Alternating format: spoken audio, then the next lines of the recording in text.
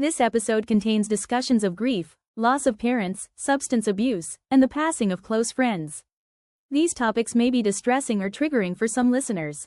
Please take care while listening and prioritize your mental and emotional well-being. For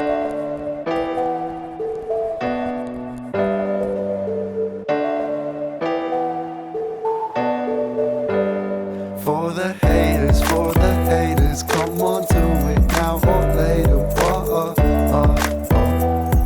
Yeah. It don't matter what your name is, share your story, we'll be waiting. For the haters,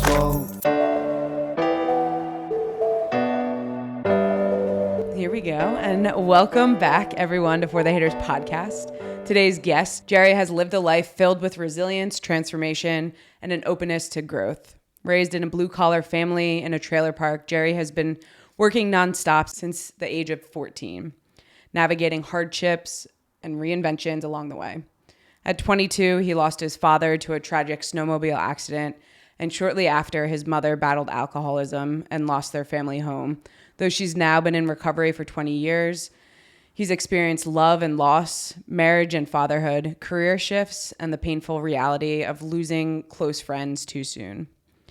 But through it all, Jeri has remained committed to living a full life, embracing the outdoors, staying active, cooking, parenting, and most recently, podcasting, which has given him a whole new perspective on life and the human connection. Today, we're diving into his journey and how he's turned tragedy into lessons, built a life he loves, and why he's always open to trying something new. Let's get into it. That was really good. You're really good with words. I try. I could never put, even my own life, I could never put in that short of a condensed version with hitting the important stuff. I appreciate that. Yeah, it's a good job. I've learned from my past podcasting that people like to kind of know the story before they listen to it. Yep. It gives them an understanding of what they're getting into. And so I like to read it because I can't memorize the things that I want to say. And so I wouldn't do it justice. If you said, hey, Jeri, tell us about your life, I would probably ramble for 45 minutes, mostly about things that aren't important. So yeah, I appreciate that. Yeah, and that's why the questions come in handy too, to kind of prepare. You've lived quite a life. And what I'm excited because I don't have many men on this podcast. It's a lot of females that come here wanting to open up, but it's really just important to me to be able to share kind of all life perspectives, and you've experienced quite a bit of life. And I think I'm just thankful to have you here and that you reached out. I'm really excited to be here as well. So Jeri might look familiar and sound familiar to some people too. He's from the Dude Dads. The Dude Dads podcast. Yes, we have dozens of listeners. It's amazing. No, we're doing good, growing incrementally, steady, getting faster and faster. So I love it. I mean, you do podcasts. It's there's some therapy in a podcast, right? For sure. Especially if you're just with your friend. Yeah. And you guys you might have an idea or a structure, and then you go off of it, and then you're like, wow, we maybe we needed that conversation. And absolutely. The doors are shut, the phones are all far away, or nobody else can get to you. So it's forced in a really noisy life that we all live now. So it's forcing you to get just really honed in on something. Yeah, absolutely. So we also we went to Philly together. Yeah. So I know, I'd like to tell people we know because the interactions are a little bit different when it's someone that I know. Yeah. Jeri and I did, Kale was on tour for her podcast, and we both did the Philly show together. That was super fun. That was a lot of fun. Super fun. I signed my first autographs that night. I love that. Yeah. No, it's kind of, I guess, kind of cool. I get weird about, I don't want to use the word sentimental, but because I had met you forever ago. A long time ago. At Javi and Kale's 4th of July party? And I always go off of how old my daughter was. That's how I can remember times. So I know Charlotte was a year maybe. So she's 11 now. So say a decade. And then like all of a sudden, like wild. And I'm like, there's no way she's gonna remember me. Yeah. Well, you said you did. Maybe No, you were I did. lying. No, I absolutely did. And the one thing I remember is like you complimented me on my American flag shorts. So that's what I remembered. You never know how someone's gonna remember you. Yeah, exactly. Anyway, I'd love to just start out by getting to know you a little bit. If you could start by just explaining what your childhood was like. I know that you said you grew up in a trailer park. Yeah. So and I say that because. Not because there's anything wrong with it. No. Like there's nothing wrong with it. No, not yeah. I didn't have a shit family. I had a really good family. Really good parents who were supportive, and I never ever went without, right? But I worked really hard. Not that I'm not rich or anything. I don't even look at myself as being anything successful, right? But I look at who I was friends with or who I grew up with in that community. And where they are, the majority of them, and where I am is a big, big difference, right? Yeah. and not that I had a bad childhood. I had nothing wrong with it, but it's also like I wanted to do better. I know my dad and my mom wanted me to do better, so that was kind of like there's like an incentive there. Do you know what I mean? Yeah, I think it's relative to just understanding choices and. Right? Like you weren't given the resources that someone else might have been given. I think that knowing where you grew up, it's not to like shame it, but I think it's to put that picture. Did you have siblings? Like, were you the only child? No, I have a younger sister. She's 4 years younger than me. Okay. So did you guys have a good relationship growing up? We had a good relationship growing up. Okay. A little bit off. Okay. Yeah. I won't get there into that for you. No. But and like it's funny because like my mom will get offended a little bit sometimes when I say something about the trailer park. She's like, "There was nothing wrong with that, Jerry. Like it's okay." Yeah. Like, that's not what I mean. So anybody out there who's listening that grew up in a trailer park and you think I'm putting them down, I'm not. It's not it whatsoever. But no one wants to end up in like a subpar neighborhood. Yeah. You know what I mean? Or nobody wants to. Man, I can't wait to make it and I can have a small mobile home to live in. Nobody says that. You know what I mean? So that's what I mean. Yeah, and you said you started working when you were young. Like yeah, what kind of 14 years jobs? old. My first job was weed whacking a golf course. Okay. My grandfathers or my family friends, they owned a golf course, and that was it. It was like I remember it was like the summer of 7th grade, I think, and driving tractors, which was super fucking cool as a 14-year-old. Like big farm tractors and watering with a big water tank, watering greens and weed whacking golf courses and stuff like that. So, and then shortly after that, my dad ran hot mix plants my whole life. He was in the hot mix industry. And I asked him for a job first, and he was like, "You don't want to come work for me. Like, I'm an asshole. You don't want to do that." Then a summer or two later, he was like, "So you want to come work a shovel?" And I was like, "Yeah, let's I'm excited to do that." So then I started working at being a laborer at hot mix plants. And what is a hot mix plant? Asphalt, blacktop that you pave roads with. Yeah, so where they make the hot mix, make the blacktop. Okay. Yeah, so it's dirty, hot, filthy, loud. All the things. Yeah, all the things. Yeah. You know, Dad sat in an air-conditioned control tower, and I wasn't allowed in there but like once or twice a day to like eat. Did you grew up in Delaware? Yeah. Are you born and raised there? Yep, born and raised in Delaware. Okay. Yep. And then what was your relationships like with your parents growing up? Great. My parents were awesome, super supportive. My mom was the mom that missed nothing, chaperoned to school trips, never missed a sporting event ever. My dad did just because of work. Yeah. Because he was like I said, that old school blue collar guy that just had to work. You had to work nights, you had to work weekends. You know, things were going on.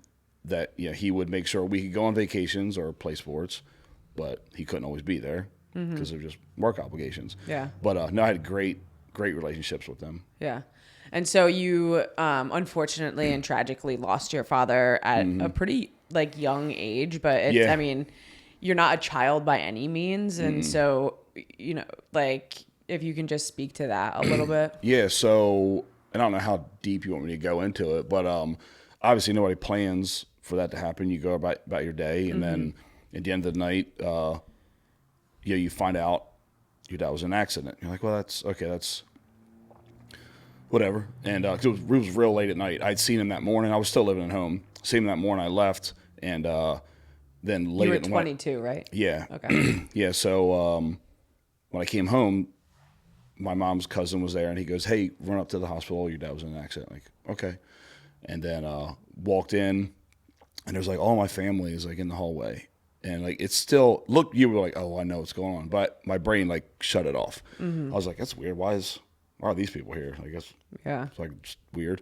Never thought like news that was coming. And like I walked, I was like, "Hey, what's up?" And a family friend of ours was like, "Go see your mom." So I walked in to the room, and my mom was crying with my sister, and just like her exact words was, "Daddy's dead." That's how she told me. And I was like, just complete shock, like no tears, just like, no, there's no fucking way, no way. You know what I mean? He was 43, I was 22, and yeah, you're right. I was raised already. I'm not a kid. Do I need my dad then? Like, probably not. Like, he did his job. That's why I always say, like, something like that can happen. It could ruin your life. It could absolutely ruin everything. You could blame everything, hate everything, or say like, well, there's a lot of people that don't have a dad for 22 years. That was even an awesome dad, right? And I did. It sucks. I got gypped on like the friendship portion, like when you just start getting into starting careers, and then like going on to we can start having fun as like buddies now because you're not raising me anymore. Like I got cut short. But yeah, so that was, and I went through hard times with it, but at the same time it's like, well, I got to be thankful. You got to find something good in that. You know what I mean? And then it's also like how are you going to love the rest of your family and friends? Because it was just like that. It's gone. You know, I said, see ya when I left in the morning, like normal day, and then never saw him again. You know what I mean? So it just gives you an appreciation too. That's what I chose to take from it as a whole. I'm not saying there wasn't terrible, awful, mental spaces throughout there. And even still to this day, because he doesn't know Pam. He never got to meet my kids, that sort of things. So, but I try to focus on the good things though. Are there moments of grief still that you kind of just 100%, recognize in different, 100%. in different situations? Yeah, especially now anymore, it's more so with my kids. Yeah. Because like my son, who's Jeri the third, I'm a junior, and like I obviously know my dad's childhood stories from him and other family members, and I'm like, little Jeri is my fucking dad. Like he is a maniac heathen, just the mischievous good stuff. He's a good kid, but he's a boy, 100% through and through. And like, so I'm like, I can see a lot of my dad in him. So it's like, man, it really sucks I didn't get to meet. Or like my daughter, my first kid, she's 11. She never got to meet my dad. I would love to see how he interacted with her. So that's really the big grief. Every once in a while on like anniversaries, anniversary of his death was in December 7th, and his birthday, Father's Day. But any more Father's Days, like I'm a dad. I can't like want to cry about my dad. Like my kids are excited for me, so I gotta like appreciate them. You know what I mean? So I think there's room for both. I think there's room for like remembrance, like during that day, and the ability to like have both kind of sides of it. Yeah. How old are you? 44. Is that like an interesting age to kind of get I'm glad through? you brought that up. I don't even think we chatted about this before. So I dreaded turning 43 because that's how old my dad was. And I had it for some weird, odd, sick reason. I had like the day, I can't remember the exact date. It was somewhere time in January where I was going to be on this earth longer than my dad was. Yeah. And it was, I don't know, it's morbid or weird. I don't know. I don't know how to explain it, but maybe. And since then I've had people tell me like, I know I did that. Like, okay, so I'm not crazy. Yeah. Because I think when you're a kid, you look up to your dad. They're immortal. It's just one of those things where you're always going to be below them. So I'm like, well, I'm 44. My dad never got to see 44, but I still feel like an idiot. Like I'm like, there's so much shit. Like you're still a child. When I think about him, he knew way more than me. Maybe he didn't. Maybe it's just my perception. Yeah. But that was a weird like year for sure. And now you start looking around, going, God, what if I was pulled away from Pam now, like, and the kids, and like how you start really appreciating how it affected not just me, like my mom and my sisters and his siblings, you know what I mean? And all the things, because there's a big picture there, you know what I mean? Yeah. So. Yeah, when it's interesting to think about of like he's always like a grown up, and like you're now older than he was, and It's so weird. Yeah. It's so freaking weird, man. Yeah. So I think about that sometimes, and but I like hearing because I still, there's a couple of his friends that I'm still friends with. Yeah. And I'll hear stories from family members, or they'll say, "Oh my gosh, you look just like your dad did," or like I like hearing that stuff. And there's still plenty of tears sometimes too. Like a lot of times, like I'll get talking to Pam about certain things, and I'll just let the beast get a hold of me and just let her rip. You know what I mean? It's wild because it's been 23 years now. Yeah. So it'll be 23 years this December. Yeah. So, and it's still hits you like hard sometimes. You know? Yeah. I was at a restaurant like the other day, and like I started, like, I'm a crier, obviously I cry all the time, but I started getting wet, and Leah looked at me and she's like, "Are you okay?" And when people ask if you're okay when you're like emotional, that's bad timing. Yeah, it's bad timing. And so I like texted her. I was looking at this like old man with his grandkids, and I was like, I've like the realization that I was never gonna see my dad old. I was like, holy shit, like I'll always have like that image of in my head of him, and never, like I'll never know who he was as an old man. Yeah. And you always get jealous of the people that do a little bit. Yeah. Like I was like, whoa. Like it was interesting. God damn you get to have that and I don't. Yeah. And I think that's kind of normal too, because not that I'm hateful, resentful. No. It's not a real emotion, but you can't help but wonder, and then you just feel like, damn it, man, like I would kill to have that right now. You know what I mean? Yeah. Just kill to see what that would be like, because I don't know. Like I know my dad was a pretty hard dude. You know what I mean? And I can't imagine him being soft. You know what I mean, with a granddaughter.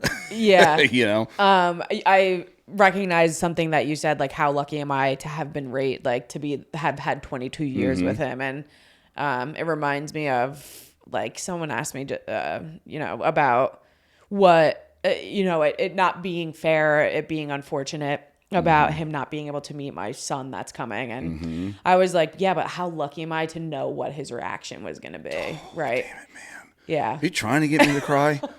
Gosh. Oh my gosh. No, it's you're nailing it. And obviously you've experienced it too. Yeah. And you're going through the same stages because, weddings, just big milestones, kids, and all these things that are coming on, and it's you just get really just bummed out about it. Yeah, you just like that does suck. And life just keeps happening around you. Well, that's the thing, and it's funny you say that because an odd conversation shortly after my dad passed away. I was over at my grandparents' house. I'm sitting there, and it was like days after, and I was talking to my pub up and who's my mom's dad. And I was like, it's weird because I'm so closed in now, like, because that's all I'm thinking about. And I was pumping gas, and I was like, I can't fucking believe people are here pumping gas and they're not even paying attention. Like, don't you know what I'm feeling? And like, to me, my world stopped. Like, it was just like I'm just going through the motions, and these other people are just happy, smiling, going about their day, eating their lunch. And I remember just being like, what are you guys fucking doing? Yeah, like, don't you recognize this? It sounds weird, those words coming out of my mouth, but it's a real emotion. And my pub-up said just that. He's like, you're right, but how many times have you been pumping gas or eating lunch and someone else has went through that? He's like, things just have to keep happening. You know what I mean? Doesn't mean you got to ignore it, but like, shit's going to just keep happening. So what are you going to choose? Yeah. Right? I need to tell you this story because I feel like you will appreciate it. Okay.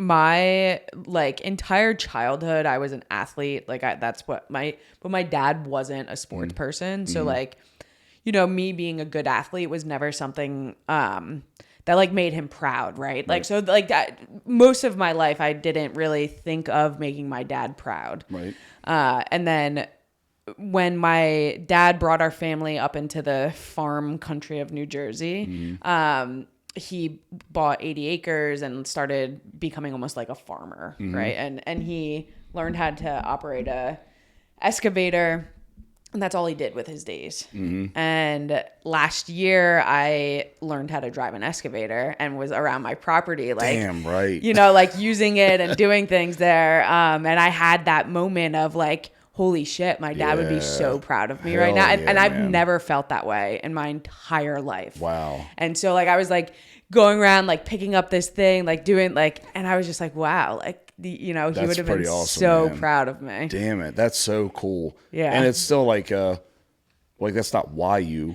started driving the excavator. No. Probably wasn't like in the forefront of your mind. No, not at all. But yeah, like be like, and I don't know if you're a religious person. I'm not a religious person. I say I'm spiritual, right? Yeah. Not religious. But it's, some things just like, all right, is this how the universe is telling me it should be, because maybe he wants to see that kind of thing. You know what I mean? Yeah. So that's super cool, man. The I'm universe happy you got that. Yeah, it was cool. Yeah, that's awesome. A moment I didn't expect to have. Yeah. But I don't. Man, maybe I could see you driving an excavator. Yeah, like dirty jeans, like a Marlboro hanging out your lip. Yeah, cowboy killer, just cussing somebody out. Yeah, I feel like that's what I was meant to do. But fuck yeah, absolutely, that's great. You talked about Pam a couple times already, and I would, Pam's your second wife, and you obviously went through your own growing up and realization in that relationship. What did you learn from your past relationships that helped you be a better person or a better partner in this? That's a loaded question. No, it's so she was my high school sweetheart, if in quotes, right? That's so dated through high school, got out of high school, and we were still local. And it was just kind of like, well, this is what's next. You propose to this person and you get married. And I had my career. She was in college, and we're just like, all right, well then we'll do this. And we were engaged when my dad was alive. My dad passed away. It was a little less than a year before our wedding. But anyway, it was just one of those things where who you are at 17, 18, 19 years old is not who you are at 27, 28, so I think we just grew in different directions that we couldn't have foreseen that, and just kind of grew apart. We had a great marriage for 5 years, and then it was just like the 6th year wasn't good, and it was just like obvious where we were going wasn't in the same direction. So thankfully, I don't want to say it was amicable, because it wasn't. It was a pretty rough year, but other than that, it was like, okay, I could look at the majority of the time before then, we were good. Now, oddly enough, I have talked to her here and there. Usually it's because like, hey, my pop-up died, and I'll like let her know, right? Yeah, it's like stuff like that. And she'll tell me about something in her family passing away. Recently, my dog that I just telling you I had to put down, Tank, he has real bad arthritis and all that. So I was in the vet, and the vet was trying to sell me on this new pain meds, and I never heard of it. And so while the vet was out doing something, I shot her a text real quick, because she's a vet tech, my ex-wife is. So I said, hey, have you ever heard of this, such and such, and what's your opinion on it? And she was like, oh, we've had great luck with it, blah, blah, blah. Like that was like the last time I talked to her. Yeah. But like I could still do that if I needed to, and she's cool, she'll answer me, you know what I mean? But anyway, sorry, I'm rambling there, but it's just one of those things where we just grew apart.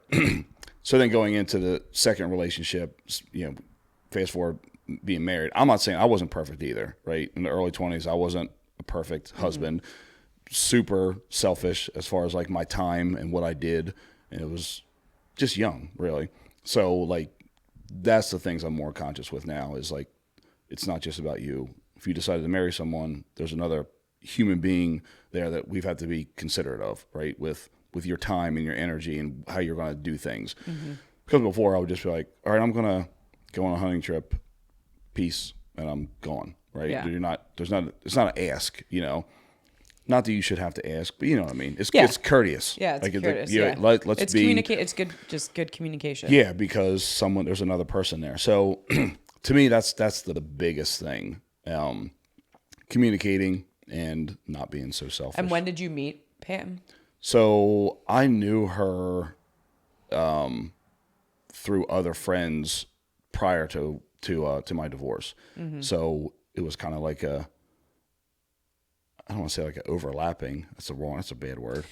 It was like we knew each other. We all hung out as big groups, and then when I became single, she was still there, and then it just kind of like escalated. Then all of a sudden we were like hanging out alone. Yeah. And then, How long have you guys been together now for? Damn it. Should have had that. I know. She's gonna listen. And... So we've been married for, this is our 13th year. No. Yeah, 13th year marriage. We got together in 2009. Okay. So what is that? Do math for me real quick. 16 years? Yeah. Yeah. Shoot. That's real. You should have said what year and I would have got it, but doing the math in my head. Yeah, so my longest relationship ever. Did Pam know your dad if she hung out in the same?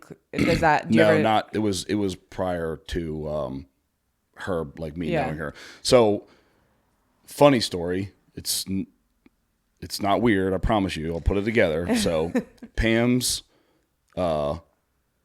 cousin, female Erin, is married to my cousin, Mark. Okay. They were together forever. Like they've been together, we actually got married before them, but they had been together for a real long time. And every once in a while we'll say that somebody like, like me and Pam and Erin are cousins and Mark and me are cousins and we married each other. So now like I get to go to Easter and Christmas dinner with like my cousin. Yeah. And people will go, they're trying to do the math no, it checks out. It's not weird. I promise you. There's no blood crossing anywhere. You know what I mean? But that kind of made it natural too because we were all together all the time. You know what I mean? And comfortable. Family. And all. Do you ever think about like that the fact that she hadn't have met your dad and like and she's really bummed about it, which I appreciate. Yeah. Just because like I know like she wishes, because she just gets to hear the stories, and like hear all these stories and how awesome he was and all this stuff, and so I wish that he could have saw that whole entire journey, but yeah, she for sure misses out on that. You know what I mean? Yeah, of course. How long after marriage do you? Well, I guess when was your daughter born? 2013. Okay, so a couple years into marriage. No, like. Right away, like 2013. You said 2009. We were married. We were married in 2012. And like I put a baby in Pam immediately. Like we wasted no time. So we are super fertile. Yeah. Okay. And it's like a terrible thing to say too, because some people like struggle with getting pregnant. Yeah. You know what I mean, so the flip side of that is like. Should I brag about that? Is that I don't want to like upset someone else. I think it's just being conscious of like. Yeah. The room. Don't be obnoxious, right? When somebody takes them years to get pregnant. Yeah, because you might say that to a stranger, and a stranger might be sitting there with their 10th try that just failed. So we have friends like that too. But but no, we got right to it mainly because I'm old. Pam's a lot younger than me. 6 years, not a lot. Not too bad. No, I'm 5 years older than Leah too. That's even more common to me. Like there's one that is like the early mid 40s and another one in like the mid 30s. Yeah. Why does that demographic work? What is that? I don't know. I think maybe there's just something about that like combination that just of the year they were born. Is like 86, mid 80s a good year for people? You're older than me. I'm sorry. I'm looking at you like you're in the conversation now. So, but that's Giselle. That's my friend. You're in it. You're. She's invested. We have a live audience. Yeah. But I'm sorry. Go ahead. No, I was just gonna ask about being a father. Like what becoming a father meant to you. It's like the most incredible thing ever.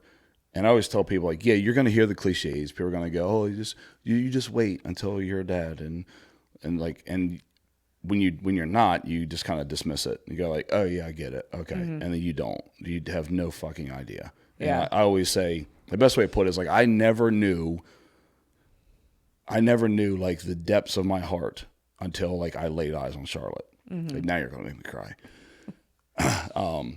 It's fucking instant. Like how long have you been with your wife? Like 9 years. 9 years. Okay. Yeah. When did you first say I love you? a month in. Oh, Jesus Christ. Okay, never I'm mind. a lesbian. Yeah. Jerry. You fall hard, right? Yeah. But no, like, so there's still a process. Yeah. You meet and you date and then this and then that and you get intimate. It is an instant. As soon as you lay eyes on this other human, you have no relationship with them. You don't know nothing about them. They could be a little asshole. You have no idea. But you have the deepest, like most genuine love right away. And it's really powerful. You wait, you'll see. You know what I mean? I'll see very soon. Yeah. And I can already know. I mean, yeah. And it's one of those things where like, okay, now it's really, we talked about it not being about you as an individual. Like, it's really not about you anymore. You know, there's just everything you do is going to be for or around that other human. Yeah. That now I've got to make sure does not grow up to be an asshole. It's got to be a good person. I got to teach all these things. Yeah. And it constantly changes. It's, you know, you can go through having a 1-year-old and then you're never going to have a 1-year-old again. Now you've done that. Now you got a 2-year-old to deal with. And and it keeps on going. Like I always, when the kid's birthday is like, all right, well, you know, say goodbye to the 10-year-old because you'll never have it again. Yeah. Like now you have an 11-year-old. Now you're dealing with that. You know what I mean? So it's pretty incredible. What was it like when then you had your second? I didn't really care. No, I'm just kidding. I'm just kidding. It's the same thing, and it was a little bit different because we had Charlotte was a girl, Jeri was a boy, and I knew Jeri was going to carry on my dad's name, and like that was important. That was that was pretty meaningful, and you raise boys differently. So then there's a whole new set of challenges, and like people, including Pam, will get like, you can't say that. You can't say you're going to raise your daughter differently than your son. Like, no, you're going to raise a boy and a girl completely differently.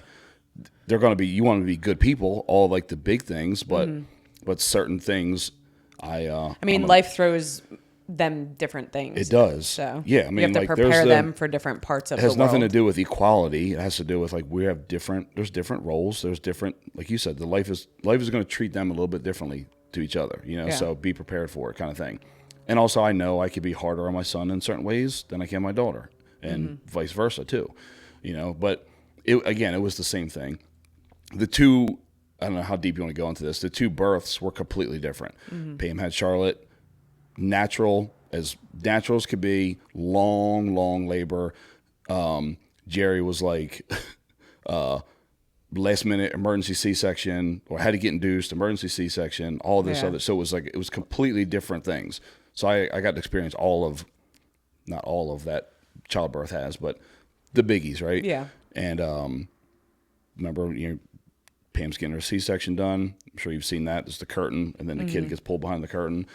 And it was just like, I can't, like, this is crazy. Like, now I have a son. Now I've got a Jeri 3, that's here. And all those kind of those same emotions, and now 2 humans to take care of.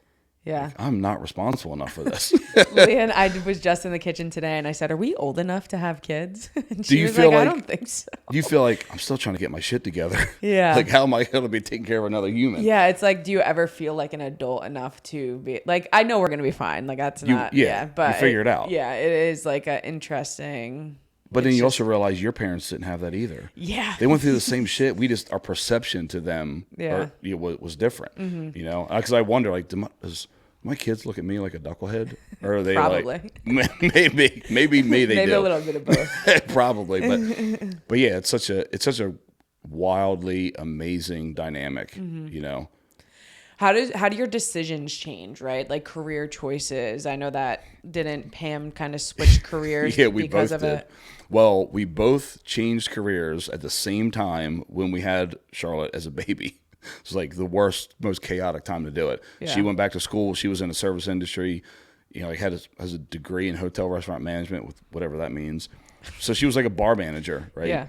And then goes, I don't want to do this anymore because she was missing time with Charlotte. She worked nights and weekends.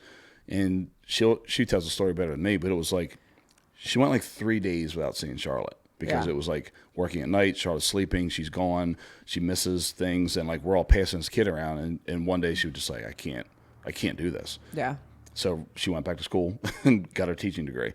And for myself, it was like, well, here I am in this company. I did architectural design for 15 years, and I kind of moved my way up through this company to almost the tippy top.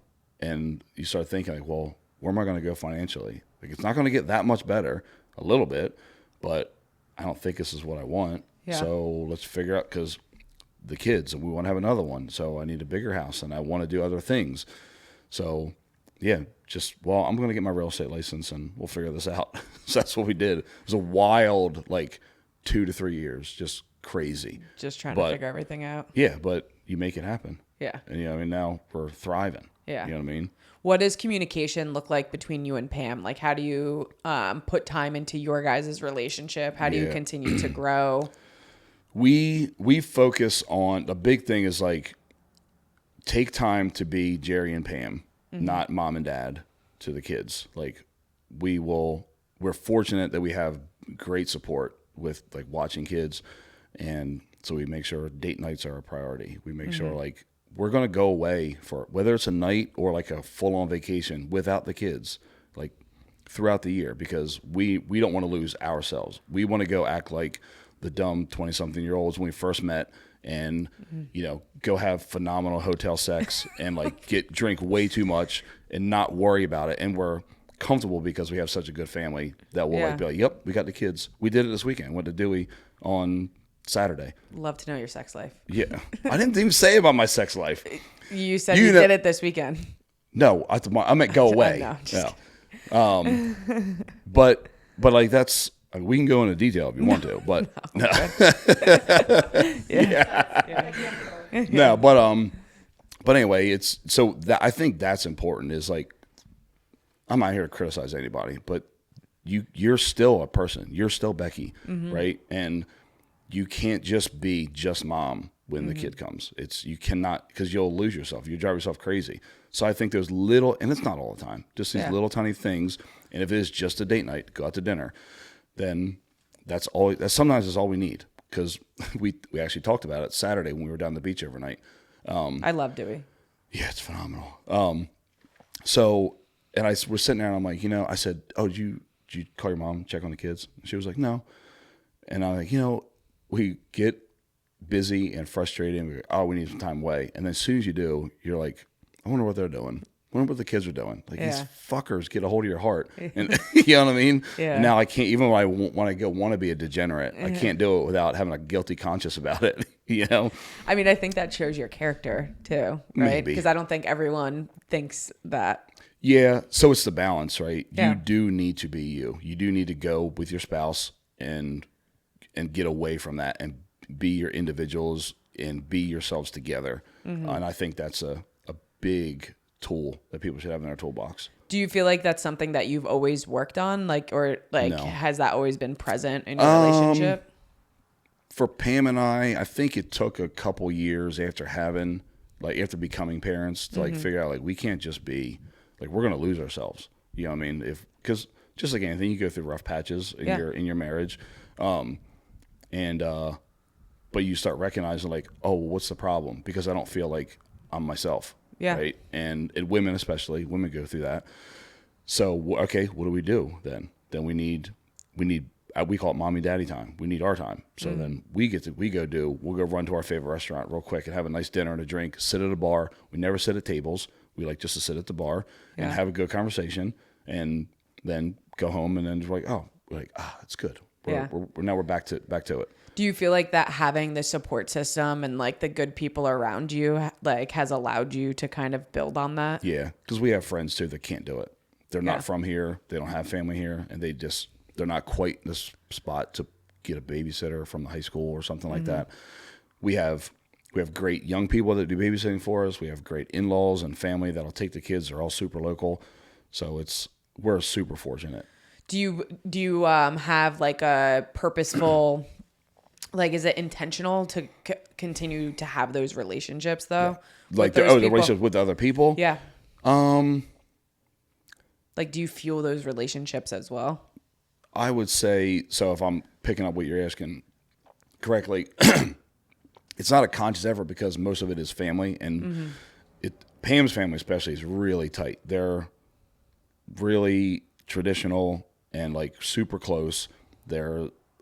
Every family has problems and stuff, but not much. So it's we still just go out to dinner with her mom and dad, or just swing by and visit with her mom and dad, and go see her grandmother. And so it's like, it's just a part of the everyday thing. You know what I mean? Yeah, absolutely. Babysitters, we try to get, like, obviously vet, and then you have friends that use somebody, and we try to like keep that going. You know what I mean? So is that kind of what you were getting at? Yeah. It's hard to answer because it is more organic for us. Yeah. You know? Yeah. I mean, I think life looks different. Looks different kind of for everyone. Yeah. Yeah, for sure. Speaking of your circle and just people important in your life, I know that when we talked to you, you've lost a couple close friends of yours over the past couple of years. If you can talk about them just a little bit. Yeah. So I'm really fortunate to have a lot of really good friends. People go like, oh, I only have less than 5 great friends that I could really call. I have more than that, and I could recognize that I'm fortunate to have a lot of those dudes in my life that I'm really close to no matter what. So you'll hear me say things like one of my best friends, and that's what I mean. Yeah. Jay, he was a little bit older than me. Well, I say a year older than me. He was 38, and right around Father's Day that year, he found out he had colon cancer. I'm like, man, that's pretty crazy. And he literally died in his home a year later, like almost to the day a year later. Yeah.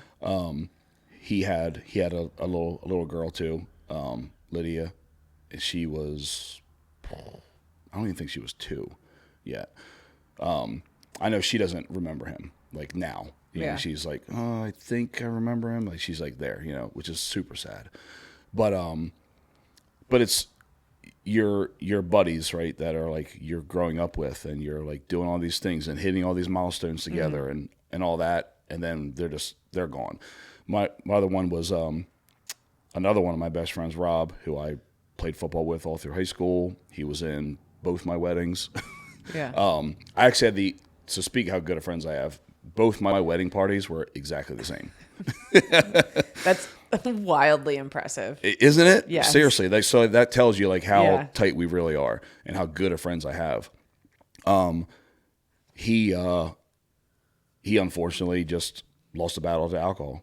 He was kind of going through a really rough patch and just kind of turned to that to like mask it. And then it, you know, got really, really, really bad. He almost died once, didn't. And then went back to it probably less than 2 years later. And he, so losing those guys, I like to say, well, it's like my dad, like, situation, like, teed me up to deal with that. Because it's like, well, this is awful. In some ways, it was worse than losing my dad, because you're supposed to outlive your parents. You're not really supposed to lose your friends halfway through your lives. You know what I mean? Of course. So they hit pretty hard, but again, it's where all of us other dudes that are still tight, we lean on each other. We have our moments where we'll just bawl our eyes out. Yeah. You know what I mean? Like, and that's, there you go again with fucking tears. And, you know, stupid stuff, but we know there's like songs, right? And we'll be somewhere and like, we'll just look at each other, right? And like his brother is another really good friend of mine, Rob's brother. And I could tell, like, just by Matt's like demeanor, like what he's thinking, you know what I mean? So you just gotta give him a hug. Yeah. Damn you, Becky. I think that's what I'm here for. But yeah, that's just, at some point too, you're like, okay, enough is fucking enough. Like, we don't need to lose anymore, right? Like, this is just crazy. Who loses like some of the most important people in their lives before I'm 44? You know what I mean? And then 2 years ago, Mark, who I was just talking about, my cousin, who is my complete best friend, he got colon cancer. And, you know, he told me, he's like, look, this has been going on, and they're like 90% sure that's what it is. And then, like, within a couple weeks, he was like, yep. And I'm like, there's no way. Like, there's no way. We're the same age as Jay. Like, because this is 2-3 years, maybe almost 4 years later. And So you can't help but think the worst. You can't help but go like, oh, I've fucking seen this. Like, you know what I mean? Thankfully, he caught it early enough and got surgery, and he's cancer free now. So so there's a win. You know what I mean? But I mean, that's got to be a hard emotional just journey to go through, though. Like finding that out after having lost someone so important. It really is, because when you're talking to him, you're like, dude, that's not gonna kill you. Like, you try to like speak positivity, and then behind closed doors, I'm like crying to Pam, go like, I cannot do this again. Yeah, like I cannot lose another best friend. Mm-hmm. And thankfully, didn't have to. It took him actually, and he was about a year, maybe almost a year from where he first got symptoms to when he was actually got the surgery, went through chemo, and all that shit, and was like, all right, you're good now. It's out of you. You're good to go. Yeah. Life's fucked up, man. Yeah, I can relate like a lot. Our lives were switched a little bit, though. I lost my best friend in 2016, and the songs that come on, and like if I'm with the people that knew him as well, we'll just like look at each other or just like have those moments. I often think about like who would he have been in this day? Like what kind of person, what kind of family would he have had? What kind of person, like, he didn't make it past 26. And so you're not grown up yet. No. You're still a baby, man. Yeah. But it does make you look at everything differently, in a better way. Mike's death is what, like, I give the death a lot of credit to who I am today, because that was when I had that choice, the choice that you made with your dad, right? So my choice with him was, I'm either going down this, like, that path, or I'm living now for both of us. And I have to do something more. Yeah. 100%. And also, like, me and my friends, we don't leave without hugging each other. It's just normal. We say, I love you a lot. Like, we'll make it weird sometimes. You know what I mean? And, but it's because of those things, right? Yeah. And also, what's the flip side? Like, you can't stress me out. Like, stupid shit that goes on in the world and the stuff people fight about. Like, you guys don't have no real problems. Like, how could you even worry when, like, like, that person you're arguing with can be gone tomorrow. Yeah. And, like, would you feel the same? Probably not. Like, people focus on, Pam said this perfectly the other day. It was like, people focus on fleeting emotions and moments way too much. Like, it's what you're feeling now is not going to be how you're going to feel tomorrow or in a year. Yeah. So it does make you a better person, because you appreciate things more. You love harder. You like appreciate the moment you're in with somebody or a situation. Yeah. So I am thankful for those things. You know what I mean? Yeah, and it like. I know that I feel like sometimes I feel guilty even thinking that way too, just because it's like, someone had to die for me to appreciate life a little bit more, but it's just the reality. It is. We're all heading there. We're all going there. We're all here for some weird reason. We don't know yet. And the problem is you don't know it until it's too, I don't want to say too late, but until it happens. Yeah. So you've spent enough time around me, I'm sure, to like, I'm not a serious person, and I could be completely like inappropriate at the worst times possible and unhinged a little bit, say obnoxious things, but like, if I'm your friend, not many people are going to love you harder than I will. You know what I mean? And like, we'll appreciate the moment that we're in. You know what I mean? Like right now, like, excited to drive 3 hours up here to spend an hour with you. Yeah. You know what I mean? Like, it's just fucking awesome. Who else gets to do this? Yeah. It's so funny, because I feel like we live like such different lives, but there's so many similarities to just so many things. Like, I say all the time, like, how privileged I am to have so many people in my life. I can call a dozen people right now that would show up here in an hour. And I have always recognized that. And I think that, like, I feel bad for people that don't get to experience that, or feel bad for people that don't open themselves up to have that. Yep.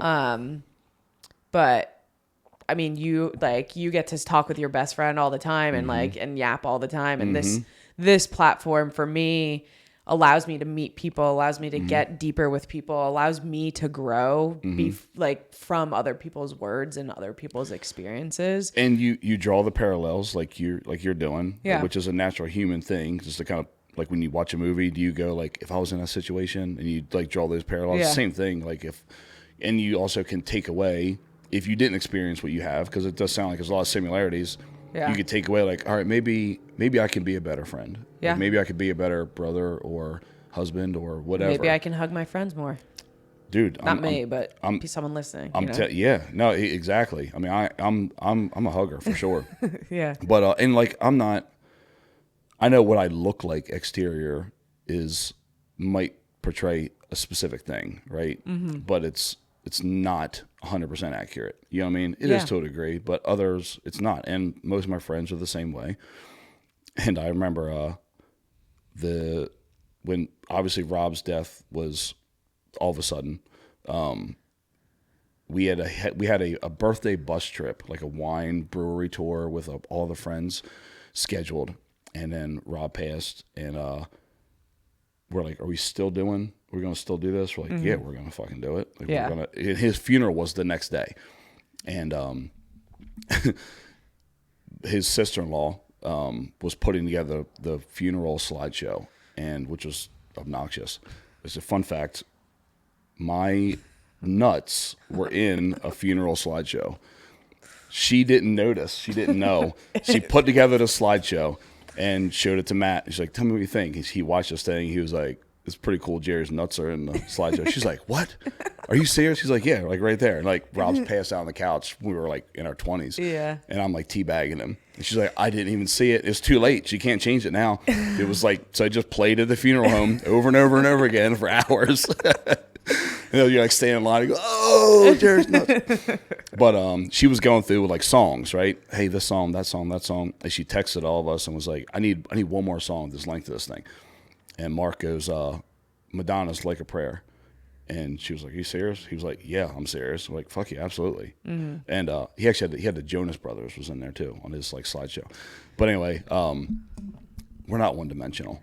So the day before his funeral, we're in this bus and playlist, everybody's going nuts, drinking way too much, and somebody puts on Madonna Like a Prayer, and like us dudes are standing up, screaming the lyrics loud as we can, bawling our eyes out. Yeah. It was a pretty cool moment, you know. Yeah. And that's like one of those things where you always remember that. Yeah, and then when like a song like that comes on, and we were actually at a bar a couple years ago for Matt's birthday, and the band started playing Like a Prayer. Yeah, and I saw Matt just kind of like just get still, and you know he like looked at me, these damn tears, and like we had our little moment real quick, you know what I mean? Just like, yep, I know what you're thinking. You know, I'm thinking the same thing. Yeah. So it's, I don't know. In a way, it's just, I don't want to say it's cool, but it kind of is. I mean, you have a connection that most like people don't have. But again, what else are you gonna do? Yeah. What's the alternative to just sulk and like hold it all inside and be miserable? Yeah. Like just choose to be happy. Yeah. You know. So. Yeah. When you reach out, you had said that you'll try anything once. Is that, do you feel like these experiences of in your life and the losses is what like kind of leads to that?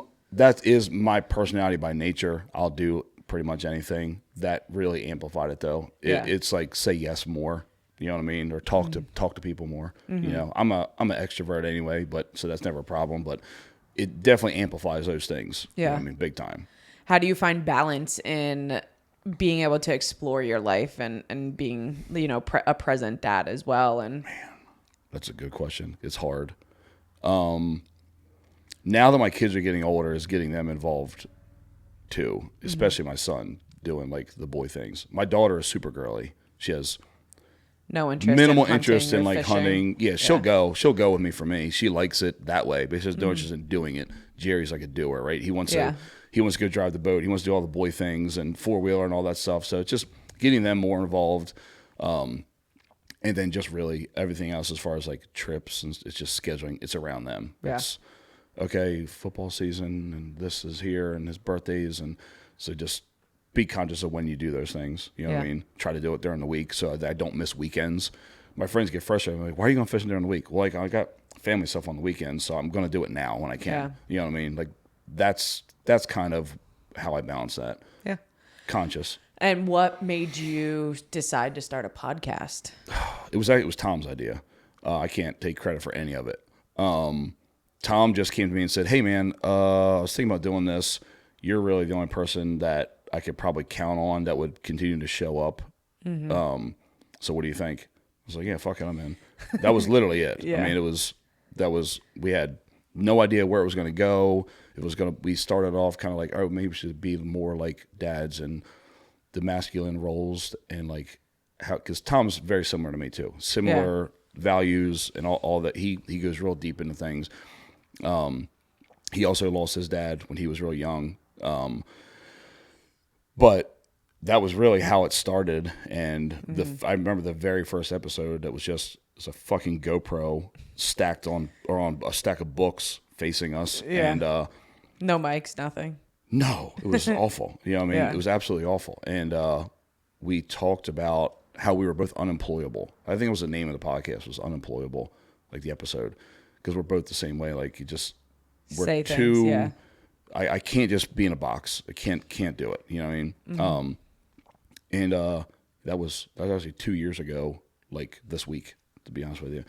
But that was completely his idea, and we just kept going. Any conversations that you guys have had on the podcast that kind of just always stick out? Like any like episode or As far as specific episodes, no. Usually when we talk about our dads, we've had a couple that we've went deep into that, or most recently our dogs. You know what I mean? Like I'm a dog guy. And since that's been the thing that just happened to us, those are the big ones. But now it's like we get to kind of be goofy, have cool conversations. We try to have a topic, right? And then the offshoots happen as they happen. You know what I mean? I don't know. I guess it's like an evergreen, just always evolving somehow. Yeah. I don't know. always good conversations? Yeah, it is. It's always interesting conversation. So what's next, for you personally, professionally? Man, I hate saying I don't know. Professionally, I'm in real estate. I have gotten to the point where freedom is my currency, and I value my free time more than anything, and now more than ever. But because I've done it, grinded out, and made lots and lots and lots of money, and I found that at a certain point, it doesn't matter anymore. After it just doesn't make a difference in your lifestyle. You know what I mean? I think somebody said it on. I think it was Joe Rogan, actually. I hate using Joe Rogan references, but he's like, if you can go to a restaurant and order anything on the menu and not have to worry about the price, that's like as rich as you need to be. Because after that, really, what is it, right? You go on a couple of vacations, you don't have to worry about money. You're not pinching pennies to do things. Then that's financially, that's pretty fucking good. Yeah. But then the free time. So for me, it's like, how can I continue to grow my income and have more free time? Yeah. You know what I mean? So like that's the goal. Passive income stuff's become big. I have a couple streams of income, rental properties, revenue share with my real estate brokerage, my, real estate. We really do hope to add podcasting to that. And I hate using the word influencer, but whatever that means to somebody. Yeah. Because it's just the freedom of what you want to do. For but sure. The tipping point is like, you probably know this more than most people, is like, I still have to keep the lights on. So I still have to like do things, right? That's going to pull away from the stuff that is going to feed the other thing. So it's finding that balance, and especially with Tom. Tom's in construction. He's gone all the time. From the time he wakes up, time he goes to bed, his life is fucking hectic, and I think he does a decent job in balancing it and carving out some time to do what he can, So I would really, really love to see the Dude Dads podcast grow and get to your level someday. How can people find you? We're on everything: TikTok, Instagram, Facebook, every podcast platform out there. Apple, Spotify are the big ones. The Dude Dads podcast on everything. So that's pretty much it. And I have two more questions. What is a message that you would want people to hear? Like, what's something that you would want people to take away from today's episode, or your story in general? That's a really, really good question. Damn it, you're good at this. I honestly, since we've talked about it a lot, is really like, don't take for granted like where you're at and who you have, and whether it's your career that you worked for, or if you have healthy kids, you know what I mean. Like this, the things like that's not a small thing, but people overlook it. People overlook the fact that there's people that have kids that have cancer and diseases that spend a lot of time in hospitals, and like if you don't have to deal with that, like what else do you want, right? But just don't focus on these micro things that seem to frustrate you. Look at the big picture and like really be thankful for what you have, and if you could kind of like look at what you've been through too, and really use that. Like make it a superpower. If you've lost a parent or a best friend, like make that a superpower to like be a better you, and to like be a better friend or brother or husband or wife or whatever it is. Because I believe people like you and I that have experienced those things, we do have a superpower that the majority of people, fortunately, unfortunately, don't have the experience with. Yeah, I would agree with that. Yeah. And my final question is, if you could tell your younger self anything, what would it be? Man, listen to the people that are where you want to be, like more intentionally. Because I could look back and all of a sudden remember people saying, "Hey, you should do this," or "You should focus on this," and I dismissed it. And it took too long to realize. You know what I mean? Like career moves, relationship moves. You're gonna miss this kind of thing, I'm not blaming this on anybody. I had a chance to play college football. I didn't play college football because I wanted to stay local with my girlfriend. Yeah. She didn't make me do that. She didn't beg me. I made that decision. And probably my only regret I have in my life. And other people, I remember saying, like, this is like a time where you might want to do this. Like, you have the rest of your life to do these other things. Like, take this opportunity and play college football. And I was like, no, I'm tired. I played for a long time. I was also at the point, if you're an athlete, you kind of get tired. Like, all right, I want my falls and summers back. And I'm really tired of grinding it out 365 for football. I'm just exhausted. But I regret not playing because I had friends that went on and played and got championship rings and got drafted to the NFL. Not that I was going to the NFL, but you know what I mean? They got experiences, right? Yeah. That I didn't get. So it's listen to the people, listen to your elders. Yeah. They're there for a reason. With more intention. Yeah. Well, Jeri, thank you so much for sharing your journey with us today, from navigating loss and career shifts to embracing adventure, fatherhood, and personal growth. Your story is a testament to resilience and living a life with an open heart. To anyone listening, if you're going through a tough time, wondering what's next, or just looking for a reminder to live fully, take a page from Jeri's book. Stay open, try new things, and keep moving forward. Thank you for tuning in, and we'll see you next time on For the Haters.